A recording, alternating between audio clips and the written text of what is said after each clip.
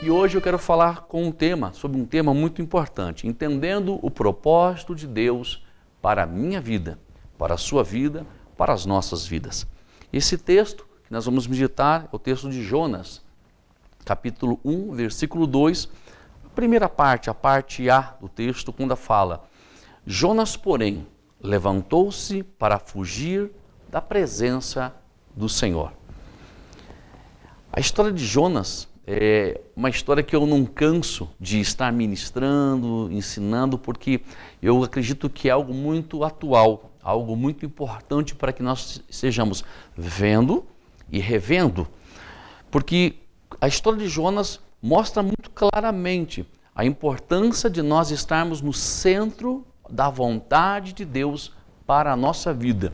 E por que eu falo isso? Falo porque quando nós compreendemos isto, a nossa vida se torna muito mais fácil. Como é bom quando nós compreendemos quais são os planos de Deus para a nossa vida, qual é o propósito. Há dias atrás eu pregava aqui sobre desígnio, falava como é importante nós entendermos por que estamos nessa vida, para que estamos nessa vida, porque eu sou o que eu sou, porque você é o que é. Quando nós entendemos isso, somos abençoados.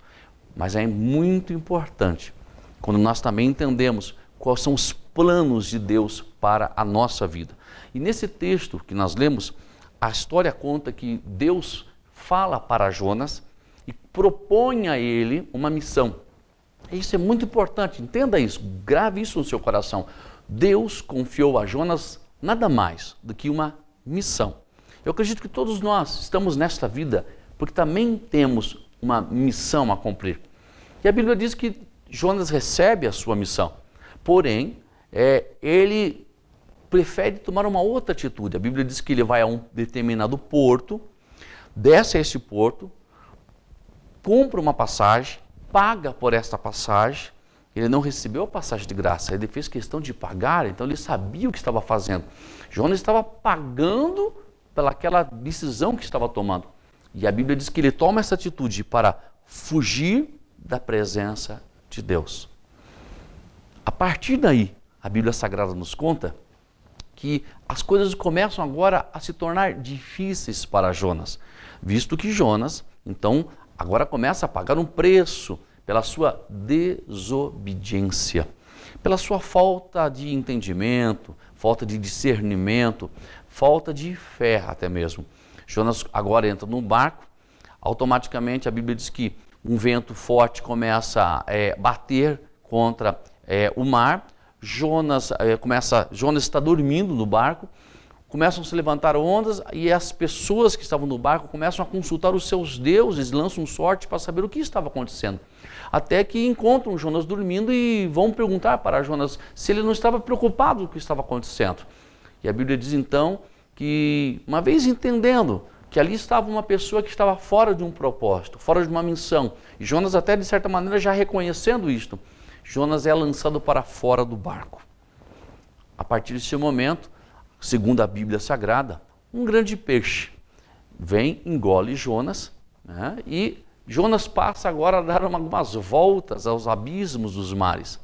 E a Bíblia diz que num determinado momento, quando Jonas já está quase morrendo, ele cita lá no seu capítulo 2, versículo 7, dizendo assim: quando eu desfaleci em mim a minha alma, lembrei-me de Deus. Neste momento, Jonas entende que Deus tinha um propósito para ele e que se tudo estava dando errado na sua vida é porque em algum momento ele não entendera o propósito de Deus.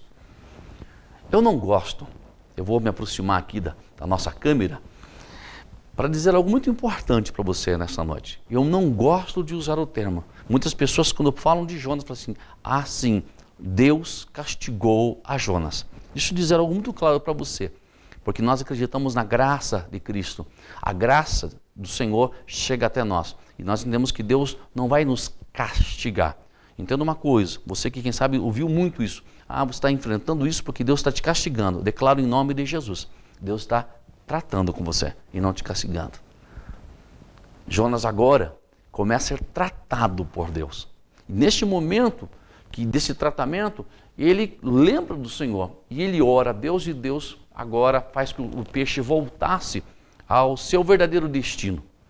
O que eu quero dizer para você nesta noite, que quando a gente entende isto, né, essa atitude de desobediência na vida de Jonas, a gente traz para nós dois ensinamentos, que seriam os dois tipos de consequências que eu e você sofremos na nossa vida, não castigo, mas consequências para a nossa vida, quando não entendemos o verdadeiro propósito de Deus para a nossa vida.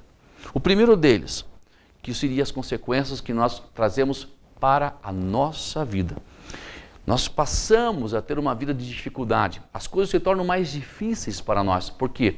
Porque nós estamos em desobediência, nós simplesmente não estamos fazendo o que deve ser feito. Repito, há dias atrás eu dava aqui um exemplo dentro desse estúdio. Se um rapaz que cuida para nós do áudio, ele estiver preocupado com como vai ficar a gravação, o seu trabalho não vai estar sendo bem feito, porque a função dele é essa. Se aqueles que estão gravando para nós aqui não se preocuparem em gravar bem, e estiverem preocupados como é que vai ser feita essa edição desse programa, nós vamos ter sérios problemas, mesmo que eles estejam pensando em fazer o certo, mas estarão fazendo da maneira errada. Assim é, quando nós não entendemos o propósito de Deus para a nossa vida, nós começamos a trazer consequências, primeiramente, para a nossa vida. O segundo tipo de consequência que a nossa desobediência traz é para aqueles que estão à nossa volta, aqueles que dependem de nós. Quando eu não entendo o propósito de Deus para a minha vida, aquilo que o Senhor tem para a minha vida espiritual, emocional, sentimental, profissional, financeira, muitas vezes não só eu sou prejudicado, mas aqueles que estão à minha volta passam a sofrer por causa da minha desobediência. A Bíblia diz que Jonas foi prejudicado e quase colocou em risco a vida de todos que estavam naquela embarcação por causa da sua desobediência. Eu quero fechar a minha reflexão nesta noite dizendo para você que nunca é tarde para que você possa, como Jonas, considerar os rumos que a tua vida tomou. Que nunca é tarde para você considerar as decisões que você tomou nos últimos meses, últimos anos da sua vida. Nunca é tarde para você fazer a oração que Jonas fez no ventre do peixe, quando ele desfaleci em mim a minha alma, lembrei-me de Deus. E no seu templo entrou a minha oração.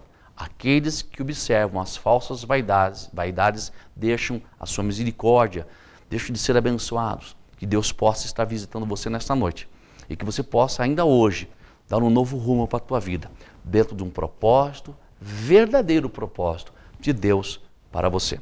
Vamos orar? Oremos. Grande Deus e Pai, eu te agradeço, Senhor, por esta noite, te agradeço, Senhor, pela tua palavra e por esse programa, e é no nome de Jesus que eu quero abençoar o meu telespectador. Falamos hoje, Pai, da importância de andarmos dentro do teu propósito. Então, que o Senhor venha ajudar este meu amigo e minha amiga a encontrar o seu propósito, a voltar para o centro da sua vontade. Não permita, Pai, que ele venha viver uma vida de desobediência e, por sua vez, uma vida de prejuízos, uma vida de fracasso, uma vida de riscos para si e para a sua família, para os seus familiares e amigos. Mas que ele possa, ao seu tempo, invocar o seu nome e ser abençoado. Em o nome do Pai, do Filho e do Espírito Santo de Deus. Amém. Amém. Que Deus abençoe você.